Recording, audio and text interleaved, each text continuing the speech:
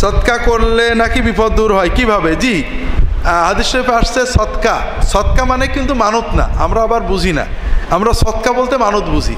নবীজি সাল্লাল্লাহু আলাইহি ওয়াসাল্লাম মানত করতে আপত্তি করেছেন। নাহা রাসূলুল্লাহ সাল্লাল্লাহু আলাইহি ওয়াসাল্লাম আনিন নাদরি ওয়া ক্বালা ইন্নাহু লা ইয়াতি বিখাইর ইন্নামা ইস্তাখরাজু বিহি মিনাল বাখিল।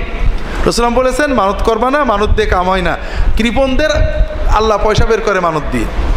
অর্থাৎ সদকা মানে দান। আপনার কোনো বিপদ এসেছে, আপনার যা আছে আপনি কিছু গরিবদের দিয়ে দিলেন, দান করলেন, এটা হলো সদকা। আর মানত মানে আল্লাহর সাথে একটা এগ্রিমেন্টে যাওয়া। মানত হলো, প্রথম মানতের ভিত্তি হলো অবিশ্বাস থেকে। আমার বিপদ আসছে, আমি যদি এখন 200 টাকা 2000 টাকা গরিবের দিয়ে দিই, পরে জ্বললে আল্লাহ বিপদ না কাটাই, আল্লাহর উপর তো অত বিশ্বাস রাখা যায় না। কাজে আল্লাহর সাথে একটা এগ্রিমেন্টে গেলাম যে আল্লাহ তুমি যদি বিপদ কাটো আমি দেব। এটা মানত, সদকা না। সদকা হলো আপনার বিপদ আসলে সঙ্গে সঙ্গে যা পারেন আপনার সাধ্যের ভিতরে গরিব, দুঃখী, অসহায়, যারা একেবারে এতিম, মানুষের চাইতে পারে না, বিধবা, গোপনে দান করবেন। আল্লাহর কাছে দানের ওসিলাতে দোয়া চাবেন।